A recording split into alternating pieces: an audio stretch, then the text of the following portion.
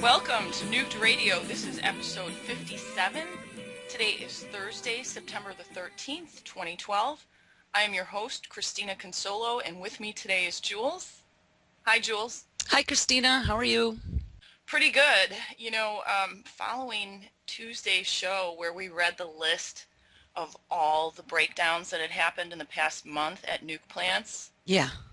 Any News came out with an anonymous tip from the NRC event notification report for September the 12th, although this event occurred on September the 1st. Voluntary off-site notification with potential media interest. The ENS report is being voluntarily issued to notify the NRC that voluntary communications were made to off-site agencies this morning between 7 and 8:30 Eastern Standard Time due to an event of potential public interest. At approximately 1 a.m. on September the 1st, Peach Bottom outage workers on the Unit 2 refuel floor were disassembling the reactor head vent when steam discharged from the flange, causing a small but detectable amount of airborne contamination that was contained in the building. All workers were wearing the proper protective equipment and no significant personnel exposure has been reported. As a precaution, employees were asked to temporarily leave the area for on-site evaluation while radiation protection technicians investigated.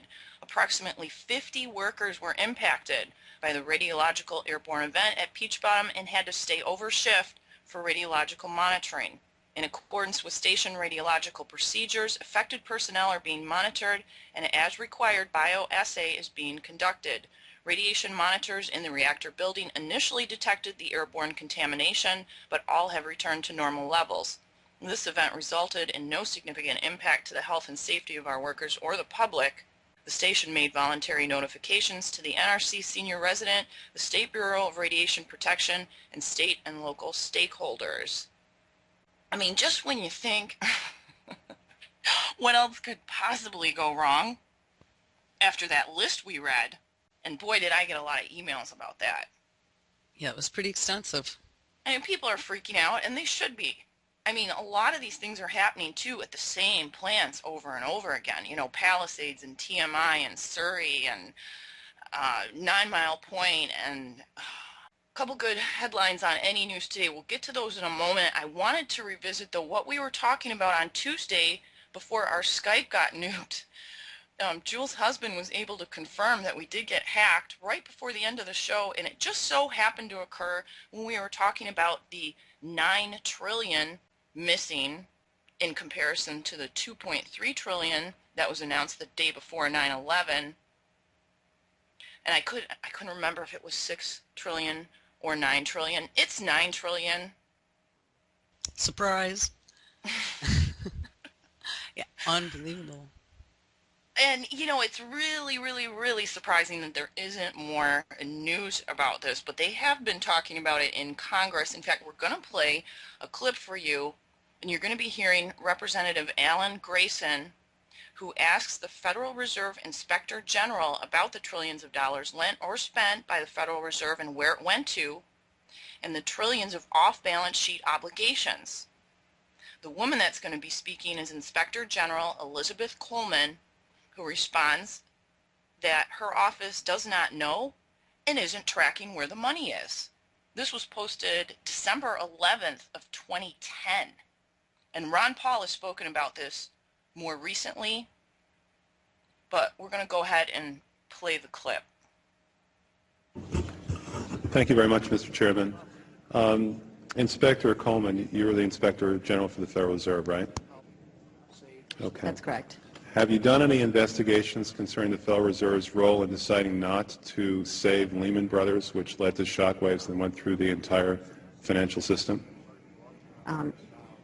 In that particular area, I don't generally comment on specific investigations, but we do not currently have an investigation in that particular area. All right. What about the $1 trillion plus in expansion of the Federal Reserve's balance sheet since last September? Have you conducted any investigations regarding that? Right now we have a, we call it a review, and I don't know if the term investigation may have different connotations. So we're actually conducting a fairly high-level review of the various lending facilities collectively, which would include, the TALF, a variety of the different programs that are in process. So we're looking at them at a fairly high level to identify risk. Well, I understand that, but we're talking about events that started unfolding 8 months ago. Have you reached any conclusions about the Fed expanding its balance sheet by over $1 trillion since last September? We have not yet reached any conclusions. Do you know who received that money? For the, we're in the process right now of doing our review, and Right, but you're the Inspector General. My question to you specifically is, do you know who received that $1 trillion plus that the Fed extended and put on its balance sheet since last September? Do you know the identity of the recipients? I do not know. We have not looked at that specific area at this particular point on those reviews. And what about Bloomberg's report that there are trillions of dollars in off-balance sheets transactions that the Federal Reserve has entered into since last September? Are you familiar with those off-balance sheet transactions? I think it may be important at this point, too, just to bring up a certain aspect related to our jurisdiction. And just to clarify perhaps some of my earlier comments, we are the Inspector General for the Board of Governors, and we have direct oversight over board programs and operations, and are also able to look at board delegated functions to the reserve banks, as well as the board's oversight and supervision of the reserve banks. We do not have jurisdiction to directly go out and audit reserve bank activities specifically. Nevertheless, in our lending facilities project, for example, we are looking at the board's oversight over the program, and to the extent that extends out to the Federal Reserve Bank of New York. Well, I have a copy of the Inspector General Act here in front of me, and it says, among other things, that it's your responsibility to conduct and supervise audits and investigations relating to the programs and operations of your agency. That's correct. So I'm asking you if your agency has, in fact, according to Bloomberg, extended $9 trillion in credit, which, by the way, works out to $30,000 for every single man, woman, and child in this country. I'd like to know, if you're not responsible for investigating that, who is? We have responsibility for the Federal Reserve's programs and operations, audits, to conduct audits and investigations in that area. In terms of who's responsible for investigating, would you mind repeating the question one more time? What have you done to investigate the off-balance sheet transactions conducted by the Federal Reserve, which, according to Bloomberg, now total $9 trillion in the last 8 months? I'll have to look specifically at that Bloomberg article. I don't know if I have actually seen that particular one. That's not the point. The question is, have you done any investigation or auditing of off-balance sheet transactions conducted by the Federal Reserve? At this point, we're conducting our lending facility project at a fairly high level and have not gotten to a specific level of detail to really be in a position to respond to your question. Have you conducted any investigation or auditing of the losses that the Federal Reserve has experienced on its lending since last September? We're still in the process of conducting that review. Until we actually, go out and gather the information, I'm not in a position to really respond to to the specific question. So are you telling me that nobody at the Federal Reserve is keeping track on a regular basis of the losses that it incurs on what is now a $2 trillion portfolio? I don't know if you're telling me that you're mentioning that there's losses. I'm just saying that we're not, until we actually look at the program and have the information, we are not in a position to say whether there are losses or to respond in any other way to that particular. Mr. Chairman, my time is up, but I have to tell you honestly, I am shocked to find out that nobody at the Federal Reserve, including the Inspector General, is keeping track of this. Sorry we had to play that. I know if you're like me, my stomach turns over really anytime I hear any of these people speak anymore. I mean, this guy Alan Grayson is supposed to be this like world famous litigator. I think he let her off pretty easy. There's all kinds of doublespeak going on. You know, she says that it doesn't fall within her jurisdiction, yet her job as an investigator is to audit the Fed. And then his time is up, and so they just drop it. So, you know, there's lots of great alternative news hosts that follow this kind of stuff and can break it down for you, but I felt we had to play this considering we got nuked when we were talking about it the other day. Jules, what are your thoughts on that whole conversation between them? Well, I mean, it's pretty much how it all goes. People get called out. I mean, it's not like people aren't getting called out. It doesn't happen very often, but nothing ever happens afterward. No. You know, and oops, $9 trillion we can't account for. Oh, well. I mean, it's just, it's another symptom of, you know, the complete breakdown of what's happening. Mm-hmm. There's no accountability. And nobody's forcing them to do it. I mean, look at how many times Eric Holder's gotten off now. Mm-hmm. And he's our attorney general. He's supposed to be, you know, the head of the law of the land. And this guy is probably one of the biggest criminals yet. I thought he was going to federal prison for the whole Fast and Furious debacle, and he's still in his position. No one even talks about it anymore. Well, Barry actually kind of gave him a get out of jail free card, said that they don't have to produce documents. He didn't have to get up in front of anybody. I think that's still ongoing. Well, now we've got all this weirdness going on in the Mideast. The Mideast is just blowing up since yesterday, and there may have been a planned attack on an embassy in Libya. I haven't been able to pay a lot of attention to the events because they're happening really fast. And then last night, the U.S. Embassy was attacked in Cairo. The police were able to hold off about 5,000 protesters. This is near Tahrir Square. And today in Yemen, I believe, another embassy was attacked, and they may have breached the embassy as well because there's smoke that's been rising from the compound. A lot of stuff going on. This is being blamed on a movie that came out, and there's a very sketchy background as to who the director was, who funded this movie.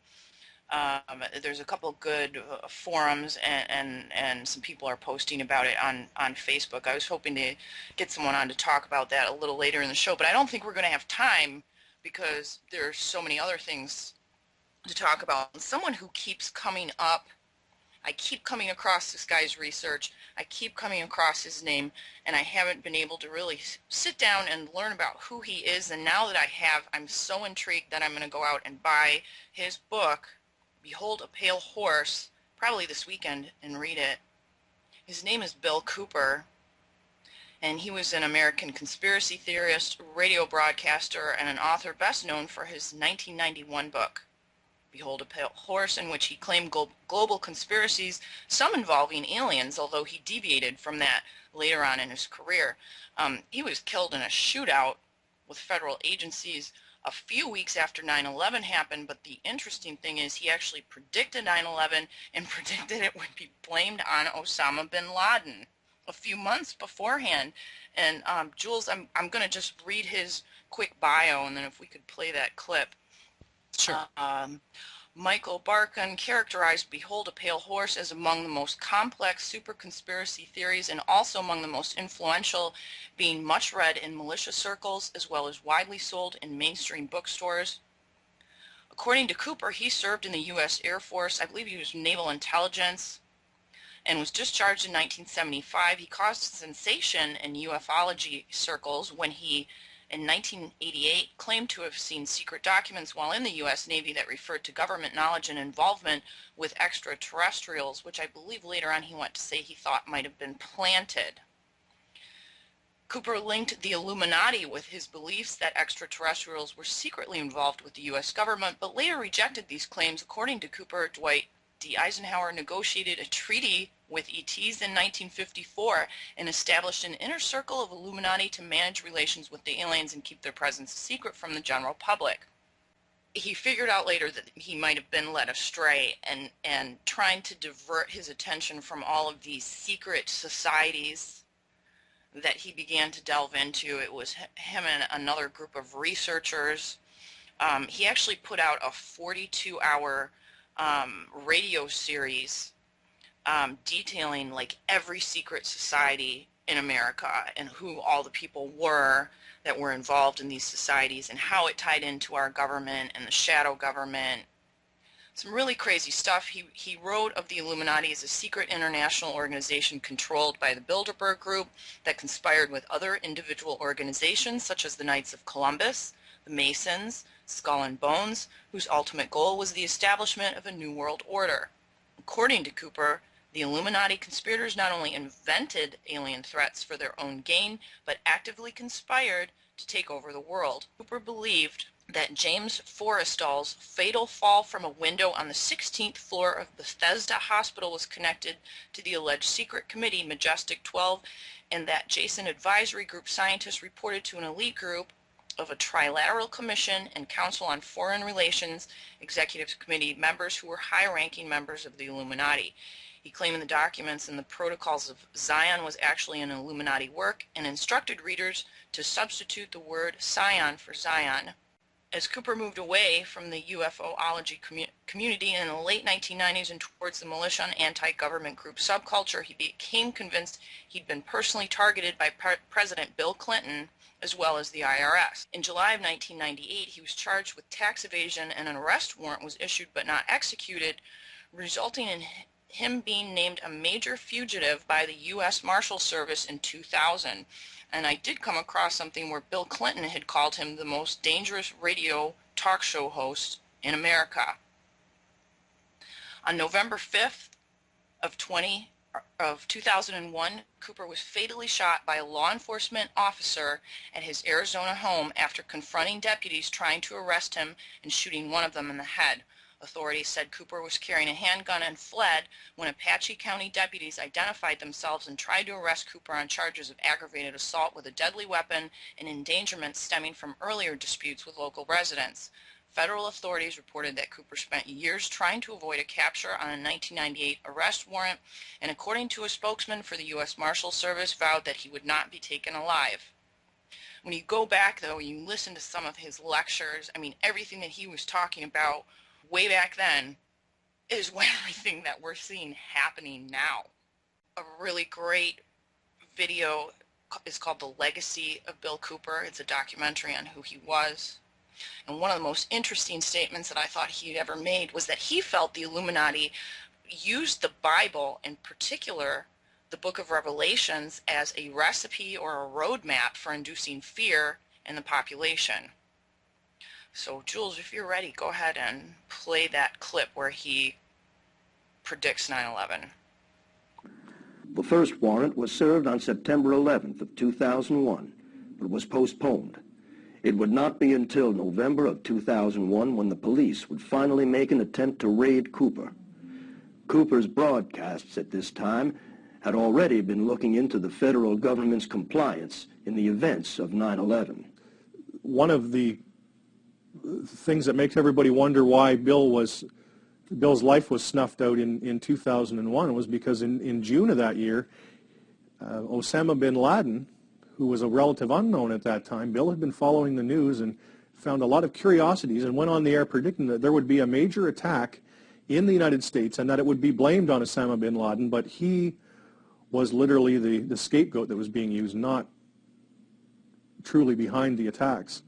So that, I mean, just a few months before the events of September 11th, and then, of course, Bill's life cut short shortly thereafter. Supposedly, a CNN reporter found Osama bin Laden, took a television camera crew with him, went into Osama bin Laden's hideout, interviewed him and his top leadership, and he came out and told everybody, within 3 weeks, Osama bin Laden is going to attack the United States and Israel. Now, don't you think that's kind of strange, folks? You see, because the largest intelligence apparatus in the world, with the biggest budget in the history of the world, has been looking for Osama bin Laden for years and years and years, and can't find him. Some doofus jerk-off reporter with a camera crew bosses right into his hideout and interviews him. And I'm telling you, be prepared for a major attack. But it won't be Osama bin Laden.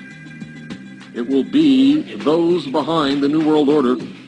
I wonder what Osama bin Laden's targets are supposed to be. And if they don't, if this doesn't materialize in the next 2 or 3 weeks, it will eventually materialize because they haven't succeeded in getting the guns out of the hands of the American people, nor have they succeeded in taking our freedoms away. And so I can tell you with a certainty, they must do something terrible in order to stop this backlash and regain the sympathy of the mass herds of sheeple out there.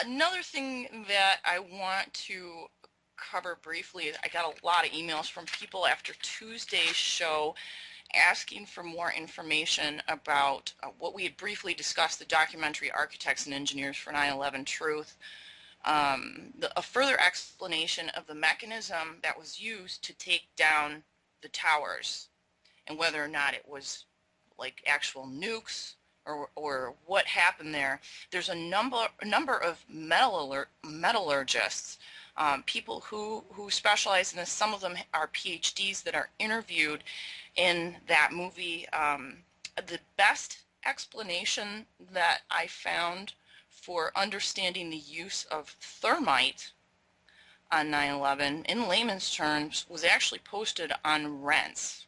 And this was from an interview that he did with Christopher Bolin and Dr. Stephen Jones, both who had some interesting experiences while their research was going on. And I want to read part of that. The spectacular explosions that accompanied the impact of the planes provide evidence of having been created by thermite containing barium nitrate, which produced a light orange flame and white smoke. Understanding how thermite works sheds new light on the photographic evidence of 9/11. The discovery of thermite in the dust of the World Trade Center is solid scientific proof that this steel melting and steel vaporizing explosive was used to demolish the Twin Towers. The peer-reviewed scientific paper published in 2009 from Niels Harrit, Stephen Jones et al. That presents the evidence of superthermite or nano-sized thermite compounds in the dust of the Twin Towers is the result of years of investigation. The white smoke and molten iron seen, which is pouring out of the side of one of the upper offices, are evidence of thermite causing the collapse of the tower. Understanding the importance of this discovery and the evidence of the use of thermite in the spectacles that unfolded on 9/11 is central to understanding how the towers were demolished, a heinous crime in which some 3,000 people lost their lives. This is why I believe Dr. Stephen E. Jones and I were both attacked in August and September of 2006, referring to his research. During the spring and summer of 2006, Jones and I had worked closely on interpreting the evidence that pointed to the use of thermite. I was attacked in the middle of August at my home by a team of unidentified thugs which had been prowling around my house and who turned out to be undercover police tactical unit connected to the Department of Homeland Security. Dr. Jones, on the other hand, was trapped by a wily NPR host who, with a team of Zionist Jews, ganged up on Jones and pressured BYU to suspend him for comments they maliciously misinterpreted and then deemed to be anti-Semitic. It was no coincidence that two 9/11 researchers who were investigating the use of thermite were both attacked within weeks. Because Jones's research was primarily focused on the use of thermite at the World Trade Center, and because I worked closely with him, it certainly appears that a decision had been made during the summer of 2006 by the culprits of 9/11 to attack, vilify, and discredit both of us. The fact that three people who led the attack on Jones were all Zionist Jews clearly revealed the nature of the group that was being protected. After visiting Jones at the campus of Brigham Young University in Provo, Utah in the early spring of 2006, I went to the University of California at Davis where I met with Dr. Thomas Cahill, who had studied the particles in the smoke that rose from the pile of rubble at Ground Zero. The Davis drum, which measured the quantities and sizes of the particles from the smoke, found an extraordinary large amount of extremely small particles and nano-sized particles of many metals in the bluish smoke that rose from the pile. This hazy smoke rose until the fires burned themselves out in late December of 2001. Such particles, Cahill said, could only be produced in fires hotter than the boiling point of the metals, and that is reiterated time and time again on this video, Architects and Engineers for 9/11 Truth. This was scientific proof that beneath the rubble of the Twin Towers were extremely hot spots which in iron boiled for more than 15 weeks. This is a most unusual fire. Given the fact that these super intense fires were raging in oxygen-starved conditions, it becomes clear that an aluminothermic reaction like thermite was creating these hot spots. And don't forget too that they trucked all the debris and sent it to China before FEMA even got there to do their investigation. The bluish smoke that rose from the pile contained large amounts of nano-sized particles of metals created only in fires hotter than the boiling point of the metal. Neither the lack of air nor the continuous dousing with water affected these incredibly intense hot spots. This is evidence of thermite, which can be used underwater, cooking under the pile. I returned to Provo with photocopies of the key chapters of a USGS chemical survey of the dust. This survey contains several photos of tiny balls of iron found in the dust. These spheres were solid evidence that large amounts of molten iron accompanied the destruction of the World Trade Center. These spheroids of iron are one of the products of a thermite reaction. When thermite, a compound of aluminum and iron oxide, reacts, the products are aluminum oxide, a white smoke, and molten iron. The exothermic reaction releases a great deal of heat as well. The addition of a small amount of sulfur increases the effectiveness of the steel melting or steel vaporizing process, while barium nitrate creates a light orange flame. All of this can easily be seen, these indicators of what was observed in any one of the videos of the towers falling. The thermite compound with sulfur or barium nitrate is known as thermate, an incendiary pyrotechnic composition that generates short bursts of exceedingly high temperatures.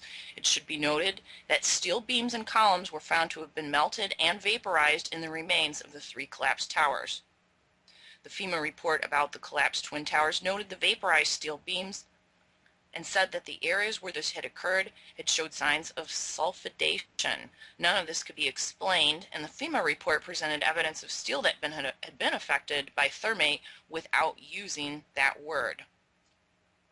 Barnett found the same sulfidation in the piece of melted steel from the Twin Towers. Severe corrosion and subsequent erosions of samples 1 and 2 are a very unusual event.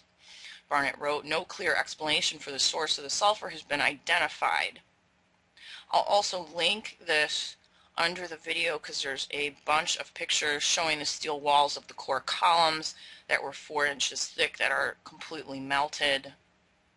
When one understands how thermite and thermate work, and that these violent reactions produce intense heat, white smoke, molten iron, the visible evidence of thermitic reactions in the photographs and videos of 9/11 becomes quite obvious. The evidence of flowing molten metal preceded by pressure pulses of white smoke are clearly indicative of thermitic reactions and can be seen in many videos and photos of the towers. And then at the bottom of this article, he also provides links to everything that's talked about from the metallurgist standpoint and the papers that were published. Source and recommended reading, the number 1 on this list is called Active Thermitic Material Discovered in Dust from the 9/11 World Trade Center Catastrophe. This appeared in the Open Chemical Physics Journal in 2009, and Stephen Jones was one of the guys who contributed to this research. I've also seen a few that were published by Swedish scientists, other scientists around the world that have done their own studies. All these people want is another investigation to be done, but this time from an objective, independent panel. Kind of what the 9/11 Commission did, but not with government-appointed people for obvious reasons. So I don't know if that helps explain that process, but do check out that video, Architects and Engineers for 9/11 Truth. Another thing that we failed to mention on Tuesday is that the feds have finally recognized the 9/11 cancer link. Cancer is now among the illnesses that are covered in what's called the James Zadroga 9/11 Health and Compensation Act. This was published in NBC New York on Monday, September the 10th. The federal government will now officially add dozens of cancers to the list of illnesses linked to the September 11th attacks, making those who lived or worked near Ground Zero and later became sick eligible for financial payments, authorities said on Monday. Only took them 11 years. 14 categories of cancers, a total of 50 altogether, will be added to the illnesses covered in this act, and this was announced by the National Institute for Occupational Safety and Health. The Zadroga Act, which was named after a detective, James Zadroga, who died at age 34 after working at Ground Zero, passed into law 2 years ago. Despite the hundreds of sick responders, the act did not cover cancer because of the supposed lack of scientific evidence linking cancer to Ground Zero toxins. We have urged from the very beginning that the decision whether or not to include cancer be based on science, said Mayor Bloomberg in a statement, adding that the decision will continue to ensure that those who have become ill due to heinous attacks on 9/11 get the medical care that they need and deserve. Now, something else happened on September 11th, but in 1957, it was a catastrophe that you've probably never heard about, where America narrowly averted a nuclear meltdown at the Rocky Flats plant in Colorado. A new book explores how close we all came to disaster. This was also published September the 10th in The Atlantic. On September 11th of 1957, 55 years ago tomorrow, a national catastrophe was unfolding, one you likely have never heard about before. At the Rocky Flats nuclear weapons facility near Denver, inside the plutonium processing building, a fire had started in an area designed to be fireproof.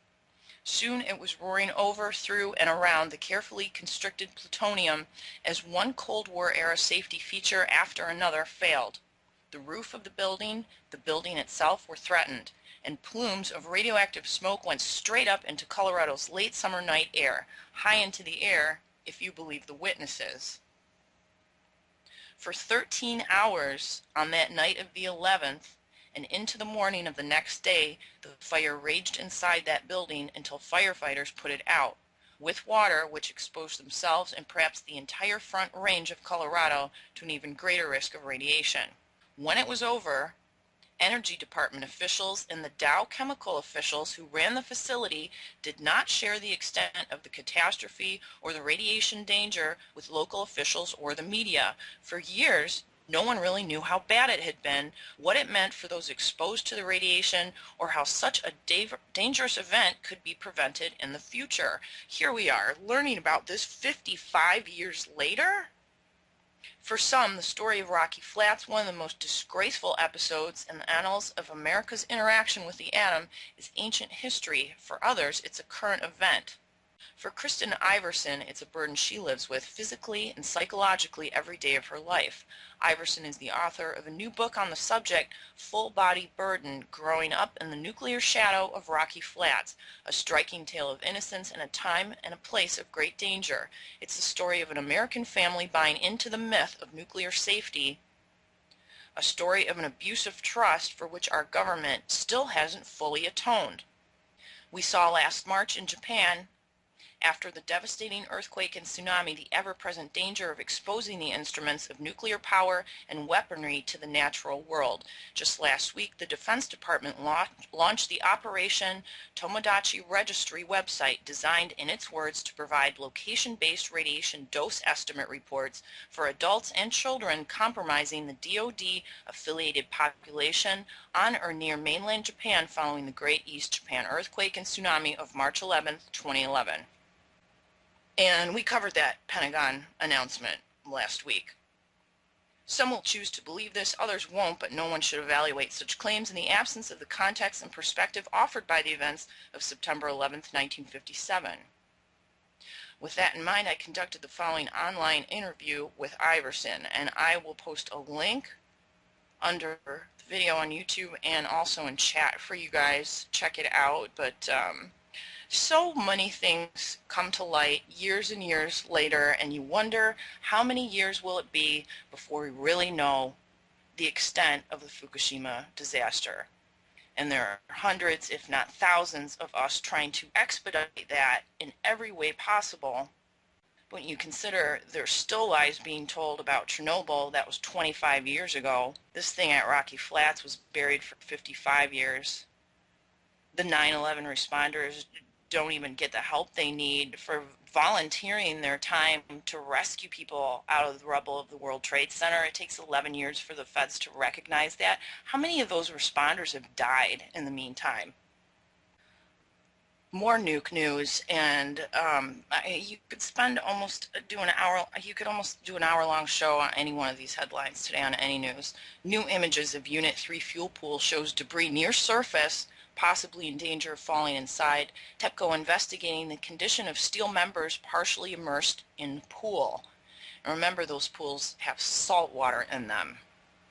Nuclear Advocate says within 5 years there will be no nuclear power in the U.S. unless something is done. The fuel pools will fill up without Yucca Mountain. There is nowhere for the old material to go. Most of those pools are full. And what the NRC did years ago is allow the spent fuel to be piggybacked, where instead of having so many rods per square foot, you could double the amount so you could fit more into the pool. And I don't know if the integrity of the pool or the weight, especially in these reactors with the spent fuel pools on top of the buildings, even took that into consideration. But you know, they're full all over the place. There's 4,000 tons of it just at San Onofre along. I know the pools are full at Fermi. I know the pools are full at Vermont Yankee. On the sinkhole in Louisiana, which we haven't heard a lot about, officials are now saying that quakes are increasing near the sinkhole. It's unknown what this may mean. The USGS is continuously monitoring that activity, and I had a little phone call with the USGS the other day. It was actually about 2 weeks ago, and for 10 days prior, we'd been smelling sulfur in this area of southeast Michigan, and then it seemed to be spreading, as you know, from what's going on around the Salton Sea and LA Basin area, and now reports are extending as far north as San Francisco, Texas, Arizona, New Mexico, and even reports in Virginia that they're smelling sulfur. I don't know what's going on here, but I try to get some questions answered from the USGS. So, Hey, can I bring up something? yeah. I just met somebody yesterday who has been doing geology and soil samples and forestry and things of that nature in Northern California for 50 years. We recorded an interview with him to play Monday night. Maybe I should hook you two up. Yeah, yeah, that'd be great. Just right off of Wikipedia, hydrogen sulfide, it says, has a characteristic foul odor of rotten eggs that often results from the bacterial breakdown of organic matter in the absence of oxygen, such as swamps and sewers. This process is commonly known as anaerobic digestion. It also occurs in volcanic gases, natural gas, and some well waters. Scientists, even in Costa Rica, have been exploring quake predictions by smell. This was posted April 30th of 2012. Costa Rica's earthquake experts are suggesting more study of the theory that one might be able to smell a coming earthquake. The Red Seismologica Nacional took note of a study that says the level of ozone in the air increases dramatically in the processes leading up to an earthquake. But I mean, there's tons of research about this. In fact, I found a paper on radon. Let's see, this was correlation between radon outgassing and seismic activity along the Hayward Fault near Berkeley, California. And this was published way back in 2003 in the American Geophysical Union. Results from previous studies indicate that radon concentration values are significantly higher over selected sections of the Hayward Fault than adjacent areas. This is believed to be attributed to the presence of abundant fractures in rock associated with the fault, which act as pathways for radon as it migrates from depths towards the Earth's surface. In an attempt to determine whether or not a relationship exists between seismicity along the fault, the production of microfractures, and emanation of radon, a radon outgassing monitoring study was conducted along an active section of the Hayward Fault in Berkeley, California. The study was carried out with a device capable of accurately measuring radon concentrations every 15 minutes. Alpha meter was placed at the bottom of a sealed well in close proximity to a section of the fault. Once per week for several months, data was collected and downloaded into a laptop. Data from this meter was then compared with seismic data recorded by local seismometers to see if any correlation existed. A general correlation between variation in radon concentration and the occurrence of small earthquakes was found. Significant peaks in radon concentration were observed within an approximately 1 week period before the occurrence of the earthquake. Concentration values then decreased dramatically just prior to and during periods when the earthquake occurred. Such correlation is very similar to that recently observed in association with a magnitude 5 earthquake along the Anatolian Fault, reported by geoscientists working in Turkey using similar instrumentation. The most plausible explanation for the observed correlation is as follows. Given to a prior earthquake, stress builds up within a particular fault region, leading to the formation of microfractures, which results in an increase in radon emissions. During and immediately following an earthquake, stress release occurs, which then results in the closing of the microfissures. Closing of microfractures leads to a subsequent decrease in radon emission. While data collected along the Hayward and Anatolian faults convincingly supports this notion that a relationship exists between radon outgassing and seismic activity, further research is necessary to better constrain the nature of this relationship.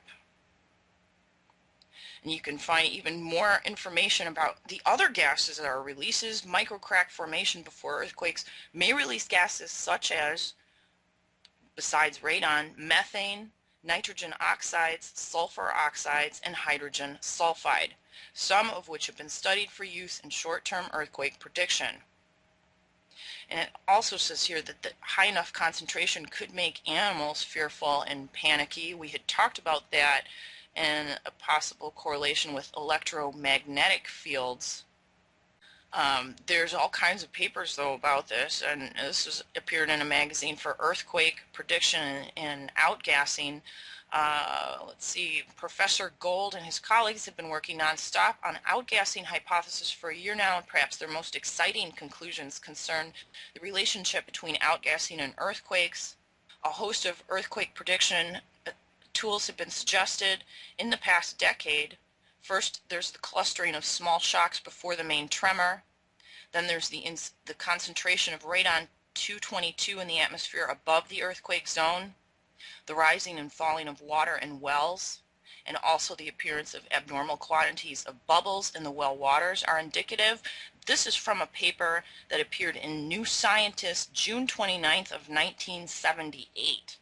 So this is not new stuff. Now that leads us to the Salton Sea, and there's been a couple of things that have come up. There was a plume that was seen on radar yesterday. There's a video of that. I believe it was Sheila Aliens that posted it. And we have another clip that we wanted to play about a possible volcano at the Salton Sea, but this actually came out on KG-TV in, let's see, 2011. Comments from the USGS are sparking questions about a potential volcanic eruption in Imperial Valley that could bring clouds of ash to San Diego County. Most definitely volcanic activity is possible, says the geologist. Jules, can we play that clip? USGS Anchorage, can I help you? Yes, hi. My name is Christina. I'm calling from Auburn Hills, Michigan. And I was told to give your office a call by a friend of mine who is a geologist. We have noticed in our area over the last 10 days a strong smell of sulfur. At times, we've noticed it all the way from Dearborn, Michigan to Pontiac, Michigan, a distance of about 30 miles. And I put a note up about that on my Facebook account, and I had people from all over the Midwest saying that they are smelling sulfur as well. And some of these people were in Ohio, Indiana, Missouri, Pennsylvania, New York. And my concern is whether or not this could be a precursor to an earthquake or something of that nature. Because I've lived in this area my whole life, and I don't recall ever smelling it this strong. I honestly, I have no idea. Have you had any other reports? I know up here in Alaska, we have earthquakes all the time. They monitor the air quality and all that, and they have air quality monitors because that sort of thing, that's normally not associated with earthquakes at all. Well, I've been kind of looking into this for the last week since we started noticing it, and I saw that they have noted that as a precursor radon coming out of the ground. It was noted in significant amounts. Even MIT reported on it prior to the large earthquake in Japan in March of 2011. And besides radon being released, there's a host of other gases that can come out of the ground, and the USGS doesn't use that as a precursor detection, although it's been scientifically proven that it occurs. You know, I'm not in an area that I'm really as concerned about it, but I am north of the New Madrid, and just today there were some extraordinary high radiation levels measured just north of Missouri, and people are saying, well, it's coming from Fukushima. You know, we don't know because a lot of these EPA monitors have been shut down. They've been offline since last year. In fact, we have 3 of them in the state of Michigan. Only 1 is working. The other 2 were taken offline and never put on again. So I'm not sure the EPA, the one monitor that they have, which I think is located in Grand Rapids, would pick it up or not, but I guess I could call them. Yeah, you might try giving them a call because, quite honestly,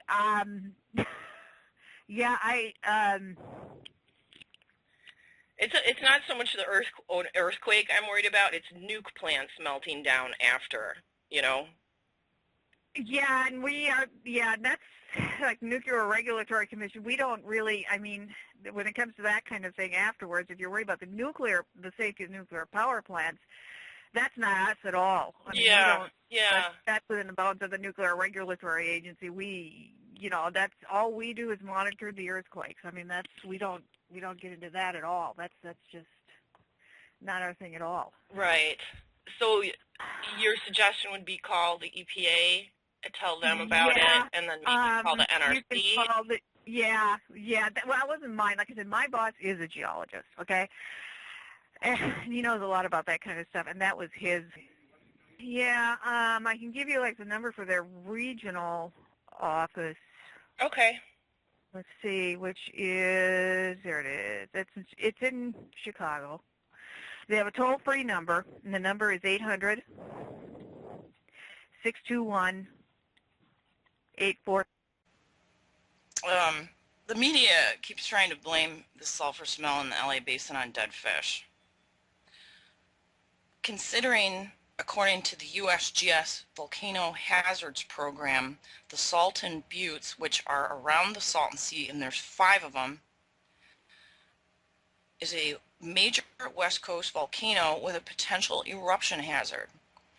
This is right from the USGS website. The Salton Buttes lie within the Salton Sea geothermal field located about 145 kilometers or 90 miles southeast of Palm Springs in Imperial Valley, California. The geothermal system is fueled by heat emanating from the zones of partially molten rock or magma deep beneath the Earth's surface. Eruptions occurring about every 400,000 years were followed by a long lull in volcanic activity until about 18,000 years ago. The most recent eruption, which took place about 9,000 years ago, started explosively, then progressed to relatively gentle effusion of dense, glassy-looking obsidian lava domes. The Salton Sea geothermal field, which currently produces enough power to supply about 325,000 homes, has persistently small to moderate earthquakes related to the geothermal system and to movement along regional faults. Its area also sits just south of the San Andreas. Now consider Salton Sea. At the Salton Sea, that the water level has been reported to be dropping, which is showing more mud pots, which are there all the time, just maybe now they're becoming more exteriorized. But there's also reports of geysers, and then there's the Brawley Swarm, and now this video. In fact, we posted that video. I don't know if you guys saw it in chat. You could actually watch the plume that was being recorded there. And if you look up the map on the USGS of the areas that are subject to potential hazards from future eruptions, there's these big, like, red boxes all over California, and one of them is right around the Salton Sea. I posted links to a bunch of different maps from the USGS on the RadChick page, so it'll be on the Fukushima Facts feed as well. There's a video there for the mud pots, a map of volcanoes in Canada and the western USA, more articles about the rotten smell that is wreaking havoc across Southern California. But, you know, the fact that this geologist at the at the USGS says there's no relation before any kind of investigation is done, when I can look up on the internet papers that have been published about this for the last few decades. The fact that other earthquake reporting agencies use this as a predictive method, you know, why not share it with people? And if they knew that something was going to happen there, would they tell people? How much would it cost to evacuate, you know, 10 million people that live around that area? If you look at just the earthquakes that happened yesterday in that area, 2618, 1518, 1919, this is around the geysers in Anza, Ontario, California, Scotty's Castle, Anderson Springs, Searles Valley, Darwin, Yucca Valley, Markaville, and then they're repeating these same places over and over and over again yesterday, and I posted the whole list on there. There's like 30 of them that happened all in the zone, and people are smelling it as far north as San Francisco. There's no way that they're smelling what's happening at the Salton Sea. So then what are they smelling? What about the people in Virginia that are smelling it? What about the people in the Midwest that have been smelling it for weeks? You know, where's this coming from? Is it related to the drought? Is it related to bacteria in some of the wells, and the wells are low from that? I don't know, but I did want to share with you some eyewitness accounts of several major earthquakes and what was said before of them Dr. Stephen Soder had published this, and there's examples from Italy, Lisbon, Hungary, all over. This one was from February of 1703.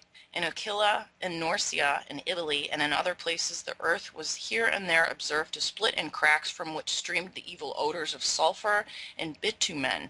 And men in Aquila, most worthy of trust, write that in many places after the earthquake, sulfur and fire issued from the opened earth.